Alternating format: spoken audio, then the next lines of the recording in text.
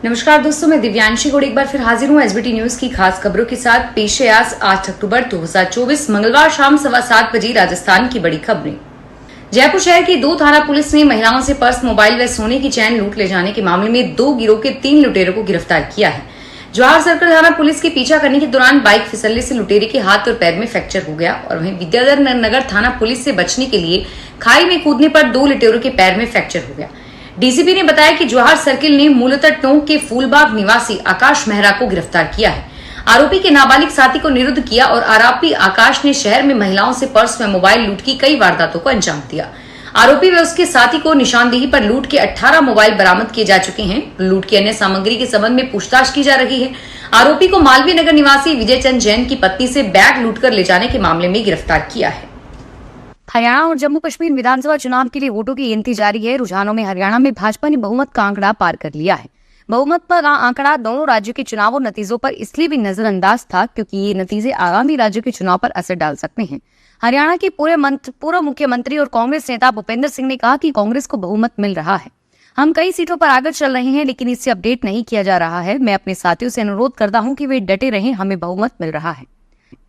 राजस्थान में भारी बारिश की कोई संभावना आने वाले दिनों में नहीं है। प्रदेश भर से मानसून लगभग विदा हो गया है लेकिन अब भी कुछ जगहों पर बारिश का सिलसिला जारी रहेगा। पश्चिमी राजस्थान में कुछ जगहों पर बारिश अभी होगी। मौसम विज्ञान केंद्र के अनुसार राजस्थान के भीलवाड़ा जिले में कहीं कहीं पर मेघ गर्जन के साथ बारिश होने की संभावना है।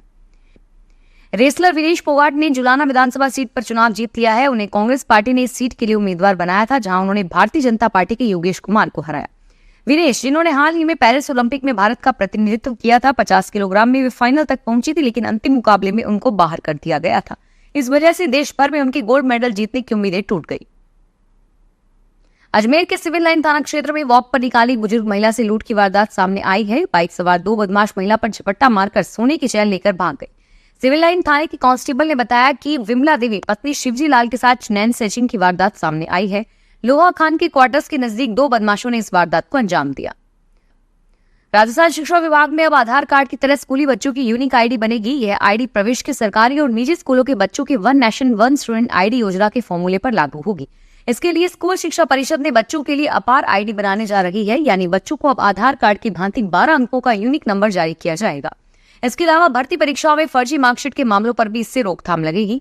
शिक्षा विभाग की ओर से one nation one student ID के तहत राज्य के 1 से 12वीं तक के 1.5 करोड़ से अधिक बच्चों के लिए आईडी कार्ड बनाया जाएगा। टोंक जिले के सोप थाना क्षेत्र के बांसला गांव में घर में सो रही एक 55 साल की महिला के पैरों से चोरों ने चांदी की कड़ियां काटकर ले जाने का प्रयास किया। पीड़ित महिला घर के आंगन में सो रही थी और घर के अन्य लोग कमरे में सो रहे थे। पूरी घटना का पता लोगों को चला तो वे दहशत में आ गए।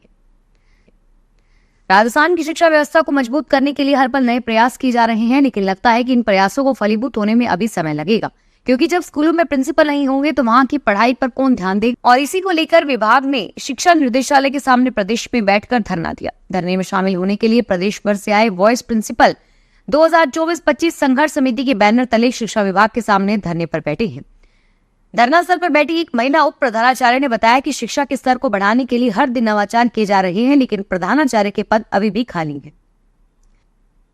जयपुर में एक होटल के 9 कमरों में एलईडी टीवी चोरी करने का मामला सामने आया है। होटल में किराए से रूम लेकर रुके कस्टमर ने देर रात वारदात को अंजाम दिया। होटल के दूसरे कमरों के लॉक को मास्टर चाबी से खोल के एलईडी टीवी चुराई गई।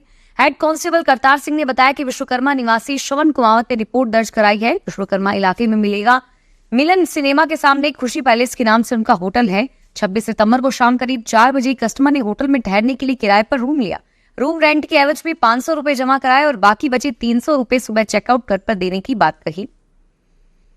बीकानेर में दिन दहाड़े छीना झपटी करने की घटना लगातार सामने आ रही है। पिछले 24 घंटे में 3 थानों में इसके मामले दर्ज हुए हैं। पहला रानी बाजार में और दूसरा रेलवे हॉस्पिटल के सामने और तीसरा जूनागढ़ के आसपास। मुक्सा प्रताप थाने में मामले में मुदुत मिश्रा ने आरोप बताया कि लालगढ़ रेलवे हॉस्पिटल के पास से टैक्सी में जा रही थी। इस दौरान 2 युवकों ने टैक्सी में हाथ डालकर उससे पर्स छीन लिया।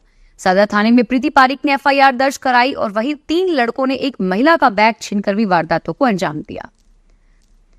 राजस्थान की शैक्षिक सत्र 2025-26 में समानांतर प्रवेश परीक्षा के तहत जवाहर नवोदय स्कूल में ऑनलाइन आवेदन के लिए अधिसूचना जारी की गई है।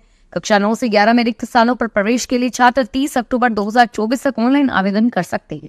कक्षा 9 से 11 में प्रवेश के लिए परीक्षाएं आयोजित की जाएगी और जवाहर नवोदय स्कूल बाड़ी रोड धौलपुर में 2025-26 में कक्षा 9 और 11 में प्रवेश के लिए ऑनलाइन आवेदन की अंतिम तिथि 30 अक्टूबर है। बाड़मेर में दिवाली पर पटाखा दुकानों की लॉटरी निकालने से जैसे सामान्य कार्य को एसडीएम ने खास बना दिया। खुशी से उछलना और साथ ही महिला अधिकारी कंधे पर पंच करना, कुछ ज्यादा ही खुशी जाहिर करना, इसका वीडियो सोशल मीडिया पर शेयर हुआ। मामला बाड़मेर जिले के चौहाटन क्षेत्र का है, जहां एसडीएम बद्री नारायण के साथ लॉटरी निकालते वक्त उनके दोनों तरफ महिला अधिकारी थी। वह एक तहसीलदार कृष्णा थी तो दूसरी तरफ डिप्टी एसपी। राजस्थान सरकार ने पुलिस महकमे में बड़ा बदलाव करते हुए आरपीएस अधिकारियों के तबादले किए हैं। बूंदी में भी 5 डीएसपी का तबादला किया गया है।